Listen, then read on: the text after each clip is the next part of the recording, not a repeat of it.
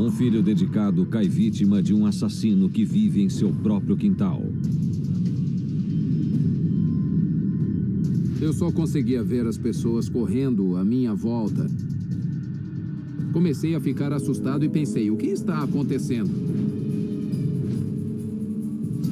Um agressor impiedoso ataca uma mãe dentro de sua própria casa e a deixa à beira da morte.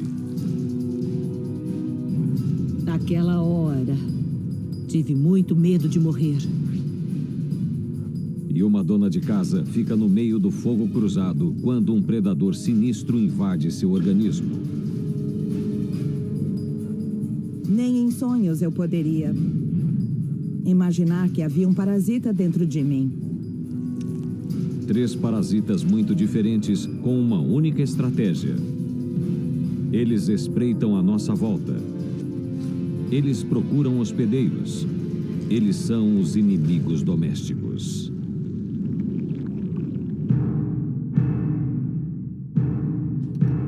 Vermes invisíveis a olho nu. Insetos sedentos de sangue. Amebas microscópicas.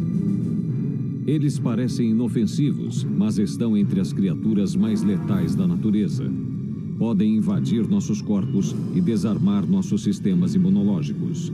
Eles são apenas parasitas, mas para quem foi infectado, eles são parasitas assassinos. Os parasitas são um dos organismos mais bem-sucedidos e abundantes do planeta. Eles estão à nossa volta, no ar que respiramos, no alimento que comemos e na água que bebemos. Quando as pessoas pensam em parasitas, geralmente pensam em países do terceiro mundo ou regiões tropicais. Mas a verdade é que qualquer organismo do planeta corre o risco de ter uma infecção parasitária. Os parasitas estão até em países desenvolvidos como os Estados Unidos. E alguns dos parasitas mais mortais se escondem nos lugares mais comuns.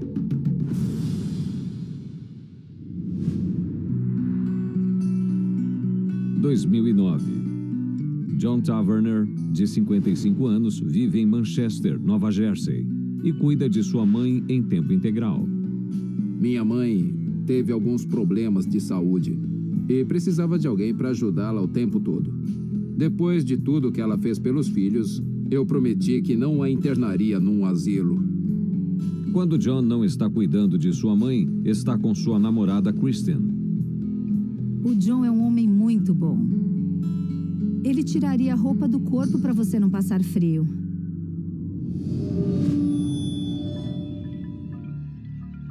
Mas um invasor está prestes a transformar o próprio John de cuidador a paciente.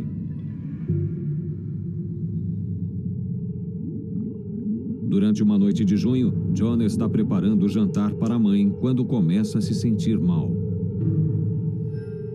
Eu estava febril e não sabia porque não tinha sintomas, nem dor de garganta ou tosse, nem dor de estômago, e não conseguia entender por que estava com febre. John leva a febre a sério. 5 anos antes, ele havia sobrevivido a uma forma mortal de câncer, chamada linfoma de Hodgkin. Desde então, ele fica atento a qualquer sinal de recidiva da doença. John liga para seu clínico geral e descreve os sintomas pelo telefone. Ele me receitou um antibiótico e pareceu funcionar. A febre cedeu e eu me senti bem. Mas uma semana depois, a febre retorna. Pensei, o que é isso? Eu tinha tido febre há uma semana ou mais e ela estava de volta. Eu não entendia.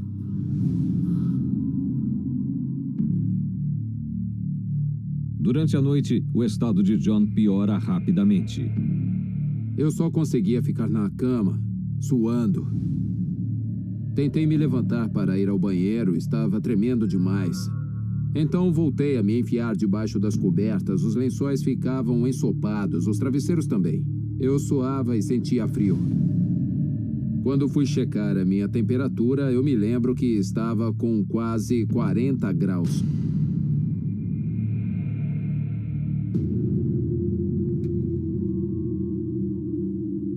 Na manhã seguinte, Kristen liga para saber como John está. Acho que ele nem percebeu que atendeu o telefone, porque ele não falava coisa com coisa. Alarmada com as frases desconexas de John, Kristen vai até a casa do namorado e fica chocada com o que vê. O John estava meio cinza, com gotas de suor por toda a testa. E ele não parecia nada bem.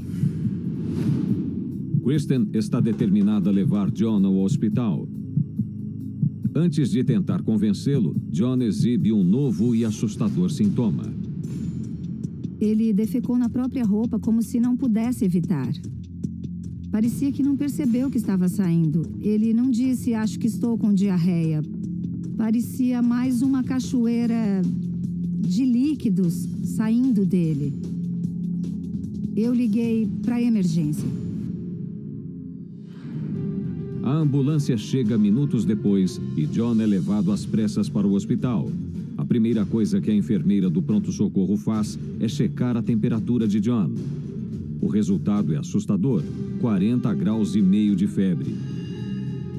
Uma temperatura tão alta que pode causar convulsões e até a morte.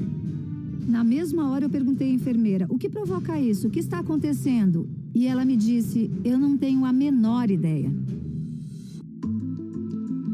Um medicamento é aplicado por via intravenosa para tentar baixar a temperatura. Mas a origem da febre ainda é um mistério. Eu só conseguia ver as pessoas correndo à minha volta, sem rostos, só os uniformes verdes que os médicos e as enfermeiras usam na sala de emergência. Comecei a ficar assustado, pensei, o que está acontecendo? Devido ao histórico médico de John, a equipe do pronto-socorro entra em contato com seu médico pessoal, o Dr. Frank Alario. Ele estava delirando, estava desidratado, confuso e com uma febre muito alta.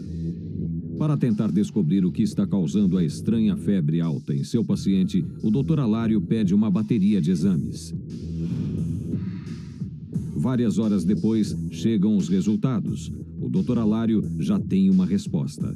John está à beira da morte devido a um parasita microscópico. Os médicos acabam de contar a John Taverner, de 55 anos, que um parasita invadiu seu sangue e o deixou à beira da morte. Sua namorada, Kristen, está chocada. Eles disseram que o parasita estava atacando suas hemácias e que o estava matando por dentro.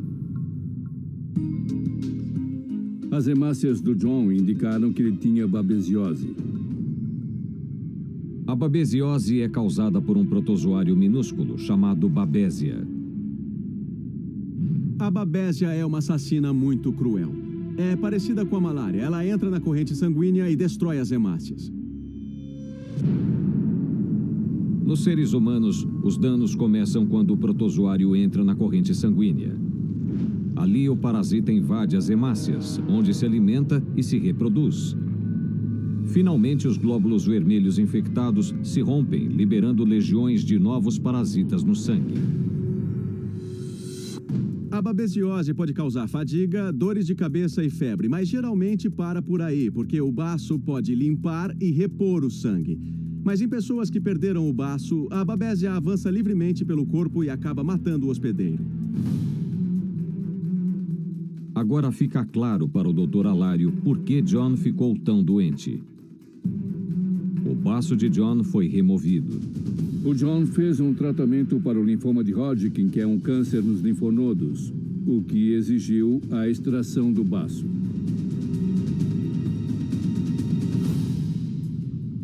O baço funciona como um filtro para as hemácias, os glóbulos vermelhos do sangue. Sem o baço, John não consegue repor as células infectadas, o que dificulta a batalha contra a infecção parasitária. Era uma preocupação nossa, já que a taxa de mortalidade aumenta significativamente em pacientes cujo baço foi removido.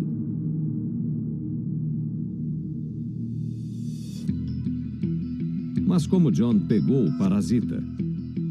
O Dr. Alário questiona Kristen e John para obter mais informações.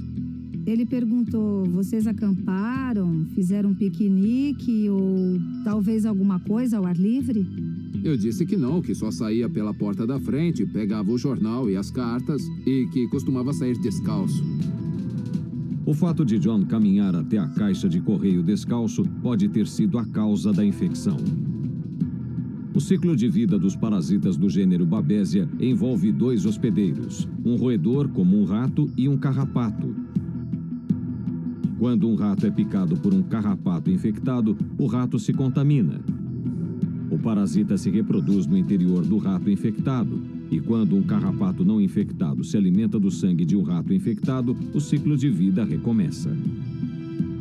O homem pode pegar o parasita se for picado por um carrapato infectado.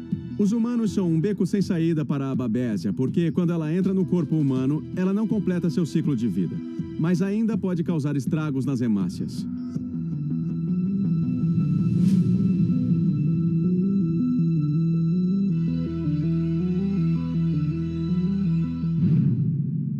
Nos 2 dias seguintes, os médicos inundam o corpo de John com antibióticos para matar o parasita. Eles não sabiam até onde o parasita tinha avançado. E não sabiam se os antibióticos iriam funcionar ou não.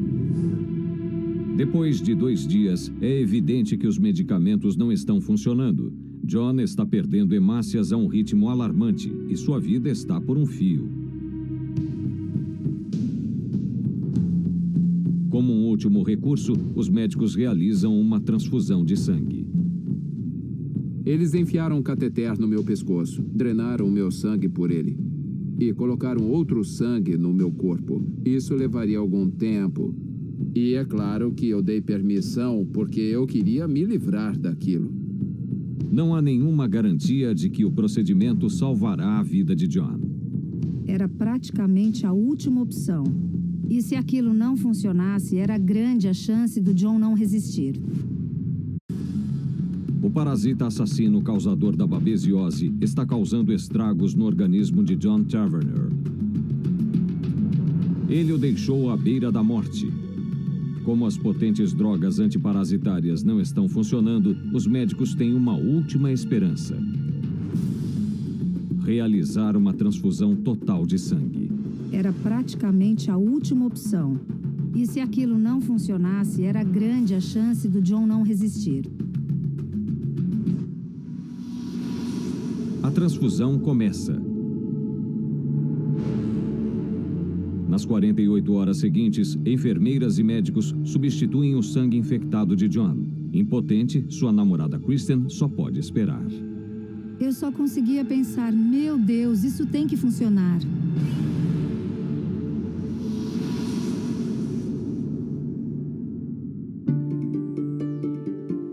Finalmente, depois de 3 dias, a febre de John começa a ceder. A transfusão está funcionando. Durante as semanas seguintes, os médicos continuam a monitorar a contagem de hemácias de John. Finalmente, eles anunciam que John está livre dos parasitas. Hoje, John está totalmente recuperado. Ele voltou para casa e toma conta de sua mãe em tempo integral. Sinto que voltei a ser quem eu era, voltei ao normal. Estou fazendo tudo o que fazia antes do incidente com aquele parasita. Mas a experiência deixou alguns efeitos duradouros. Agora que sei que esses parasitas existem, eu não saio mais de casa sem calçar os sapatos. Sempre que saio, uso sapatos, calças, meias. A babesia é comum na costa leste dos Estados Unidos, do sul do Maine até Nova Jersey, e ataca cerca de 200 pessoas por ano. Para evitar a infecção, quem mora ou viaja para as regiões onde o parasita ocorre deve manter a pele coberta quando estiver participando de atividades ao ar livre e usar repelentes de insetos que contenham DET. A babesia usa um carrapato para ir de um hospedeiro a outro. Mas outros parasitas não precisam de ajuda. São perfeitamente adaptados para permanecer sozinhos no ambiente, esperando a oportunidade de atacar e tomar um novo hospedeiro. Março de 2007. Rochester, Nova York. Penn Baker leva uma vida bastante ativa com seu marido Bruce e suas 3 filhas. Eu e o Bruce acabamos de comemorar 25 anos de casamento. Ele é um marido maravilhoso e o pai mais incrível do mundo. Ela se envolve bastante nas atividades escolares das meninas. Ela é chefe de escoteiro desde que a nossa filha mais velha estava no jardim da infância. Ela consegue fazer tudo e faz muito bem.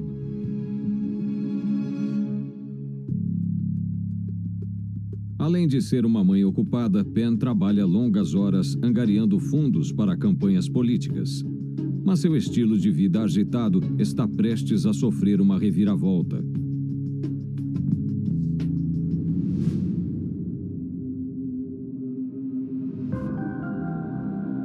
Em uma manhã de março, Penn se prepara para fazer uma viagem de negócios. Mas enquanto faz as malas, ela sente fortes cólicas. Eu não estava me sentindo bem. Sentia cólicas, eram muito fortes. Eu nunca tinha sentido nada do gênero. Penn corre para o banheiro, onde tem um surto violento de diarreia. Eu pensei que seria rápido, que passaria logo e pegaria meu voo. Mas uma hora depois, o estado de Penn piora. Não foram 1 ou 2 idas rápidas ao banheiro. Aquilo se arrastou durante 4 ou 5 horas. Eu me lembro bem de ter me sentido totalmente esgotada no fim do dia. Não restou nada no meu corpo e eu fiquei preocupada pensando que fosse uma gastroenterite ou então algum tipo de virose. Quando Bruce chega em casa naquela noite, descobre que Penn havia perdido o voo. Se ela perdeu o voo, era sério. Ela não cancelaria aquela viagem a menos que estivesse muito doente. Bruce ajuda sua esposa a ir para a cama. E na manhã seguinte, as cólicas intestinais desaparecem. Alguns dias depois, Penn está em casa, se exercitando em sua esteira. Depois de caminhar por 30 minutos, surge um novo e perturbador sintoma. Eu já tinha caminhado uns 600 ou 800 metros quando me senti muito zonza. E percebi que minha visão estava ficando distorcida. A visão periférica começou a se retrair. E eu também via linhas irregulares no meio de tudo o que eu olhava. Não sentia dor, só aquela sensação. E eu fiquei com muito medo porque aquilo não era normal. Ela disse que estava tonta e que não se sentia bem. Na hora, eu pensei que ela estivesse cansada demais e que talvez tivesse exagerado um pouco na esteira. Por precaução, Penn marca uma consulta com seu oftalmologista na manhã seguinte. Ele fez um exame básico. Ele pingou um colírio nos meus olhos e depois aproximou aquela máquina para examinar a visão. Ele então me disse que estava tudo normal, não havia nada atrás da retina. O médico de Penn não consegue encontrar um motivo óbvio para seus problemas de visão. Mas devido à idade de Penn, acha que ela pode sofrer de uma condição comum na pós-menopausa chamada enxaqueca oftálmica. Quando se perde estrogênio, pode haver dores de cabeça. Os sintomas da enxaqueca oftálmica incluem ver flashes de luz, padrões em zigue-zague, pontos cegos ou estrelas. Meu estilo de vida não estava ajudando. Ele disse que sabia como eu era ocupada e qual era meu trabalho, mas falou, não custa descansar um pouco e ir mais devagar se é do que precisa. O médico sugere que Penn tente reduzir seu nível de estresse. Seguindo o conselho, Penn decide tirar alguns dias de folga. Eu queria dormir, queria descansar e recarregar as baterias.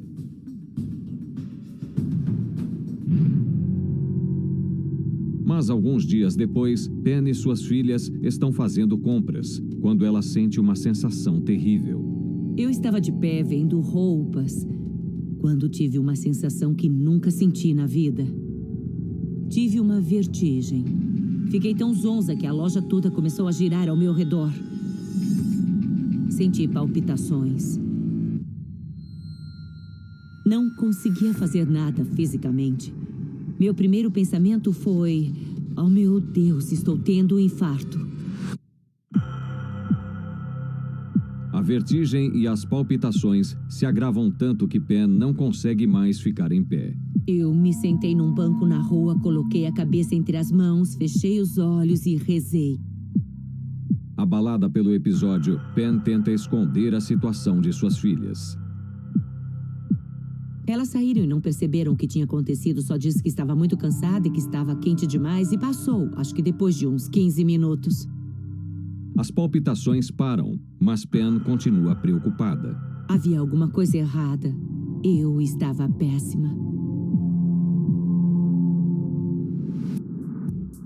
Pen marca uma consulta com o médico da família no dia seguinte. Eu sabia que aquilo não era estresse. Alguma coisa dentro de mim dizia: muito bem, Pen. É uma coisa muito real. Vamos descobrir o que é. Seu médico pede uma bateria de exames de sangue. Alguns dias depois, chegam os resultados. Recebi um telefonema do meu médico e ele disse que os exames mostravam que eu estava com uma contagem altíssima de leucócitos. Os leucócitos são parte importante do sistema imunológico e ajudam a combater infecções. Uma contagem alta de leucócitos pode indicar uma infecção séria. Eu fiquei muito preocupado com a ideia de ela ter algum tipo de infecção séria.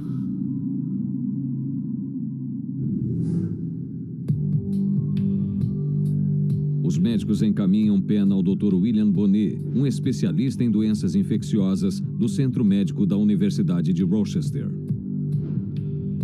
Era evidente que a contagem de leucócitos estava muito alta, mas apenas isso não nos fornecia uma resposta rápida, já que existem muitas doenças associadas à contagem elevada de leucócitos.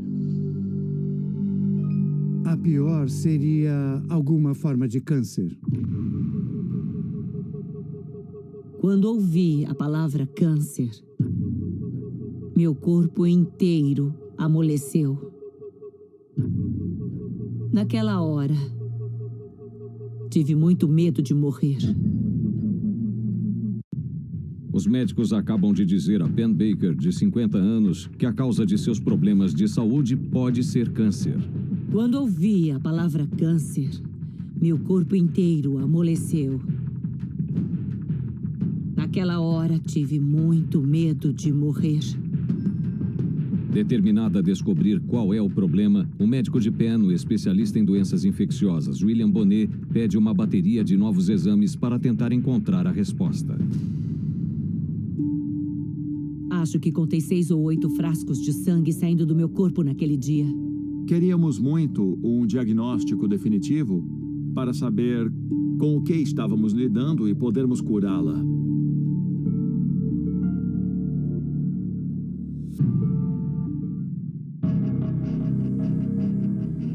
Pen vai para casa e nas 2 semanas seguintes, ela e sua família esperam ansiosamente pelos resultados.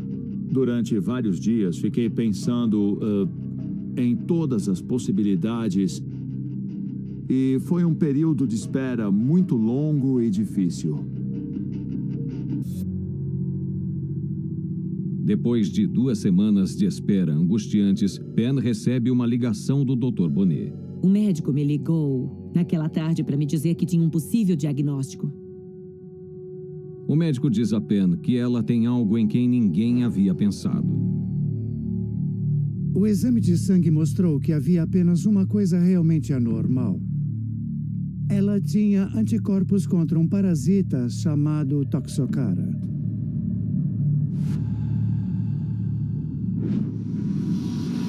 O Toxocara é um verme nematóide mortal que se alimenta de tecido humano. Eu não conseguia acreditar no médico quando ele disse que eu tinha um parasita. Era difícil demais acreditar que uma coisinha microscópica estava roubando a minha vida. Quando os ovos do Toxocara entram nos intestinos humanos, se desenvolvem e as larvas eclodem. As larvas então perfuram a parede intestinal e migram através do sangue até o fígado, pulmões, olhos ou cérebro.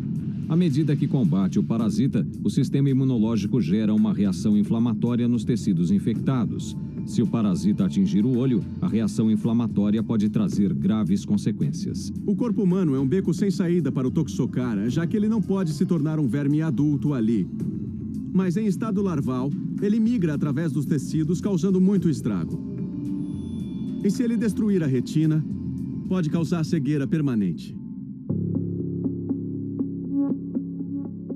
Como os sintomas mais recentes de Penn incluem vertigem e visão borrada, os médicos temem que o parasita já tenha invadido os olhos de Penn. O parasita pode causar cegueira ao provocar uma reação no olho que destrói a retina. Eu nem conseguia pensar em uma coisa dessas. A ideia de a Penn ficar cega aos 50 anos era horrível demais para se imaginar. Lembro de olhar para o meu marido e dizer: não pode ser, simplesmente não pode.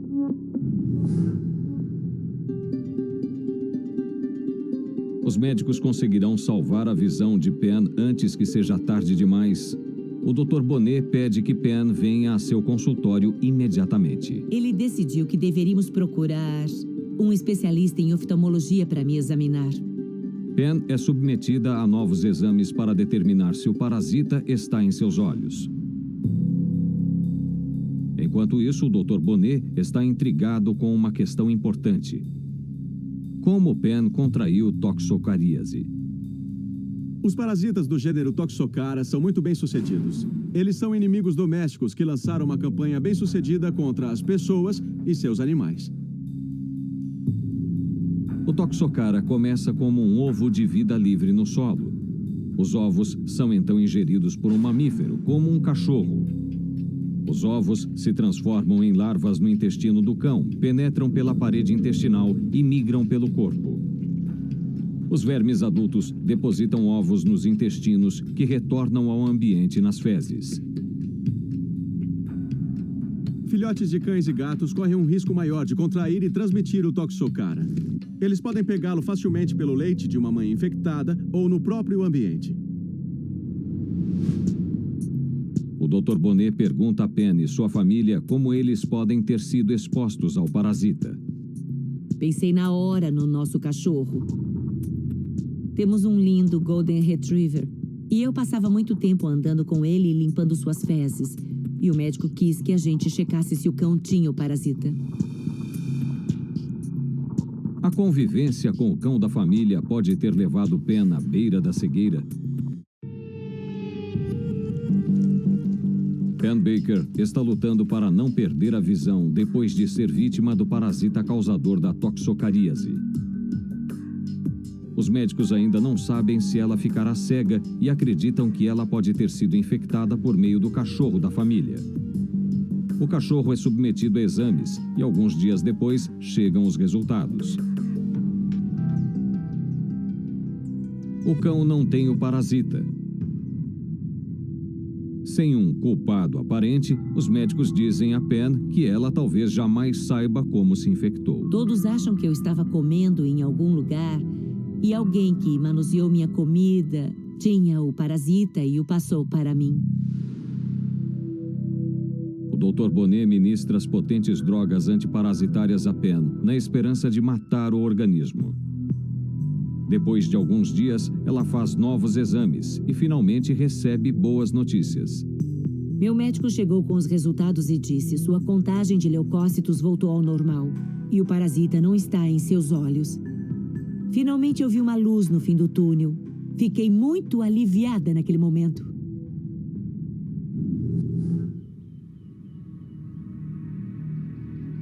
Mas Penn ainda não está livre do perigo. O tratamento contra a toxocaríase é longo e difícil. Quando o Dr. Bonnet diagnosticou a doença, disse que eu provavelmente me sentiria péssima nos 8 meses seguintes. Durante estes 8 meses, Pen segue o tratamento à risca.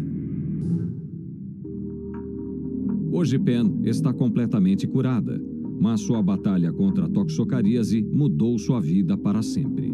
Eu me sinto muito abençoada por ter minha vida de volta. Mas não é a mesma vida que eu levava antes da doença, é uma versão muito melhorada de mim mesma.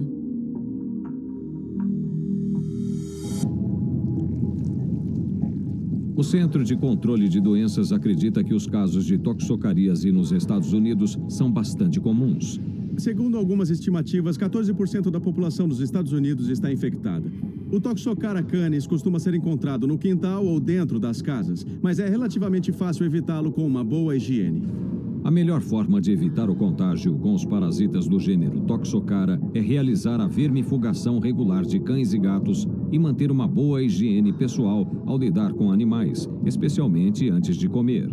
Alguns parasitas são tão comuns que ficar longe deles é muito difícil, como uma mulher do Kentucky logo irá descobrir. 2008. Bonnie Duncan, de 56 anos, é mãe de 5 filhos e mora em Staffordsville, no Kentucky. As vidas de Bonnie e de seu marido Jonathan giram em torno de sua grande e unida família. Eu e o Jonathan temos 5 filhos e 5 netos. Somos muito apegados a eles. Fazemos muitas atividades com os netos e com nossos filhos. A família é tudo. Mas a vida tranquila de Bonnie e Jonathan está prestes a mergulhar no mundo da infecção parasitária. Em um dia de novembro, Bonnie se prepara para uma reunião familiar. Eu tinha preparado um ensopado na noite anterior e estava na cozinha preparando para servir. De repente, ela é acometida por uma crise assustadora. Comecei a tossir muito. A tosse era seca e irritante. Perguntei se ela estava bem, porque ela já teve problemas com asma antes.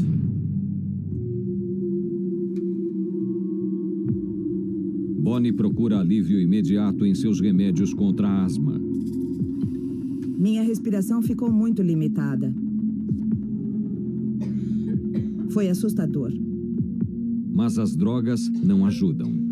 Foi quando chamei meu marido e meus filhos e disse que alguém precisava me levar ao médico. O médico pede uma radiografia do tórax para descobrir por que Bonnie está com dificuldade de respirar. Algumas horas depois, os resultados chegam. Ela foi diagnosticada com pneumonia.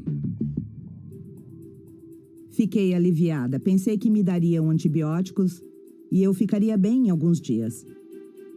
Além dos antibióticos, Bonnie recebe uma forte dose de esteroides, que desobstruirão suas vias aéreas. Ele recomendou que eu tomasse o remédio como indicado e eu pensei, tudo bem, vou fazer o que o médico mandou e vou ficar bem. Os esteroides funcionam. E logo Bonnie volta a respirar normalmente. Mas ela continua se sentindo estranha. Eu não estava mais tossindo, mas estava muito enjoada. No dia seguinte, Bonnie está tão enjoada que não consegue comer nada. Meu marido e meus filhos me pediam para comer, mas eu não conseguia, sabe? Não adiantava forçar.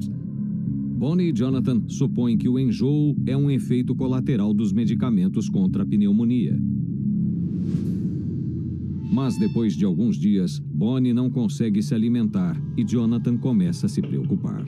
Ficamos muito preocupados porque ela não estava se alimentando o suficiente para nutrir o organismo. Jonathan implora que Bonnie se alimente, mas quando ela finalmente cede, as consequências são desastrosas. Bonnie apresenta espasmos musculares dolorosos e começa a vomitar. Quando eu colocava comida na boca, vomitava. Meu estômago doía, com espasmos musculares. Bonnie passa o restante do dia vomitando. E Jonathan não sabe o que fazer. Ela não conseguia manter nenhum alimento no estômago. Na verdade, Bonnie já não tem nada no estômago e os espasmos pioram cada vez mais. Comecei a vomitar um líquido verde, a bile. Cheguei ao ponto de nem conseguir mais levantar a cabeça sozinha. A condição de Bonnie piora a cada minuto. E ela começa a temer o pior. Uma voz dentro de mim dizia: vá para o hospital. Eu nunca me senti tão mal na minha vida. Pensei que fosse morrer.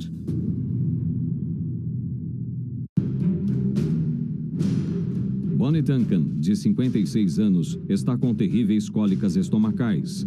Ela não consegue manter nenhum alimento que ingere, por isso não come adequadamente há dias. Eu nunca me senti tão mal na minha vida. Pensei que fosse morrer.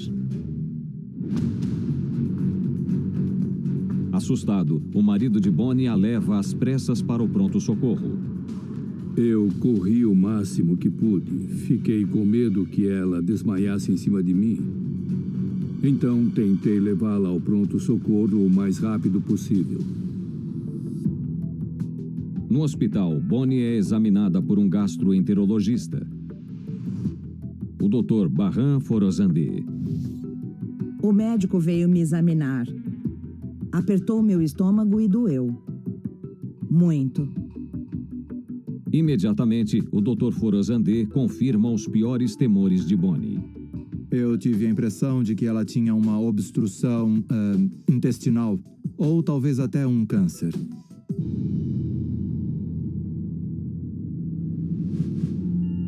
O Dr. Forozandé imediatamente pede uma série de exames para tentar identificar o que estaria causando a obstrução no sistema digestivo de Bonnie.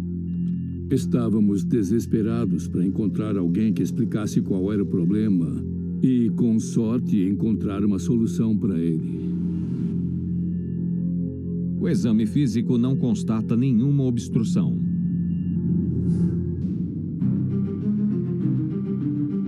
E então o Dr. Forozandé insere um endoscópio no trato digestivo de Bonnie. Ele fica extremamente preocupado com o que vê. Quando fiz a endoscopia, eu percebi que o estômago estava muito inflamado. O Dr. Forozandé faz uma pequena biópsia do tecido inflamado e envia a amostra ao laboratório de patologia. Os resultados chegam algumas horas depois. Bonnie havia sido infectada por um dos parasitas mais mortais do planeta.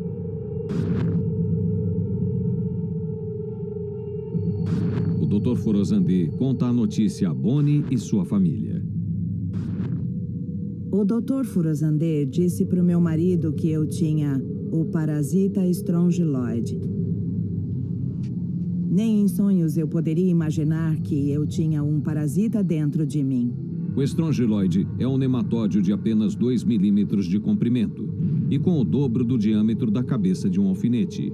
Eles podem permanecer dormentes dentro de um hospedeiro durante anos, mas quando se tornam ativos, podem causar grandes estragos no organismo. O Strongyloid é um assassino cruel.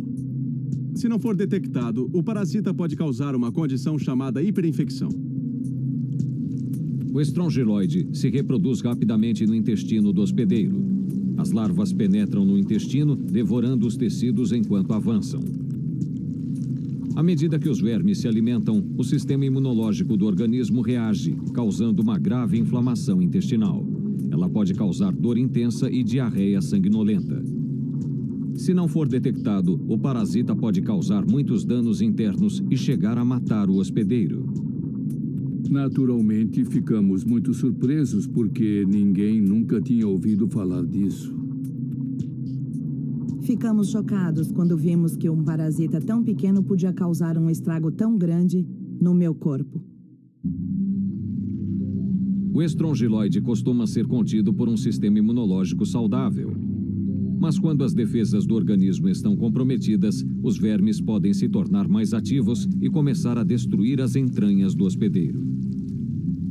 O Dr. Forozandé examina o histórico médico recente de Bonnie e se concentra no tratamento com esteroides a que Bonnie foi submetida algumas semanas antes. Ela passou por um tratamento para asma e então tomou esteroides, e isso pode ter comprometido o sistema imunológico e agravado ainda mais a infecção. O Dr. Forozandé precisa agir rapidamente. Ele inunda o organismo de Bonnie com uma forte droga antiparasitária chamada ivermectina. O médico disse à minha família que depois que eu tomasse aquilo por alguns dias, o parasita com certeza morreria. Enquanto esperam por sua recuperação, os médicos voltam sua atenção para uma questão urgente. Como estes assassinos cruéis entraram no organismo de Bonnie? O estrongiloide inicia seu ciclo de vida como um verme de vida livre no solo. Quando um hospedeiro, como um cão, pisa no parasita, o verme se enterra em sua pata.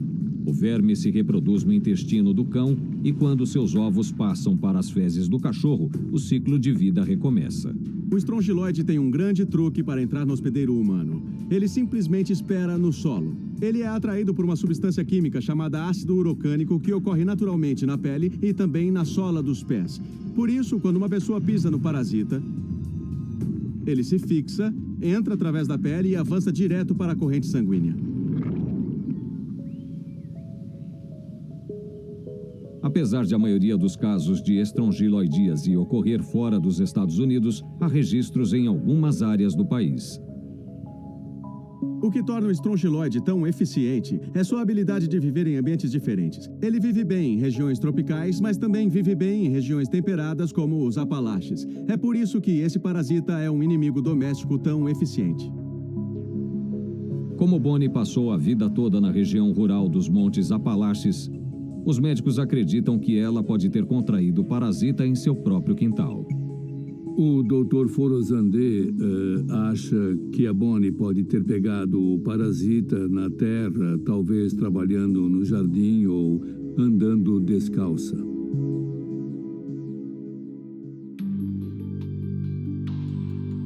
Depois de algumas semanas, o estado de Bonnie começa a melhorar.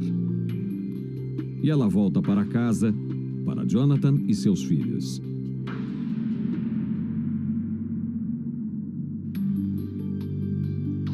Hoje a vida de Bonnie está voltando ao normal. Mas a batalha para vencer o parasita mudou sua vida para sempre. Nunca mais vou trabalhar no meu jardim sem usar luvas. Ela não deixa nossos netos andarem descalços na grama. Acho que a minha história mostra que qualquer um que mexa na terra ou ande descalço pode pegar um parasita. Qualquer pessoa que mexa com a terra pode pegar. Para evitar a infecção pelo causador da estrongiloidíase, residentes ou pessoas que visitam a região dos Apalaches devem evitar andar descalças na terra e devem sempre lavar as mãos depois de atividades ao ar livre. Versão brasileira Vox Mundi. Muitos parasitas vivem em países do terceiro mundo e em regiões tropicais onde a higiene é precária e as chances de transmissão são muito grandes. Mas outros se saem muito bem em países desenvolvidos, nos nossos próprios quintais. Esses inimigos domésticos prosperam entre nós, esperando uma oportunidade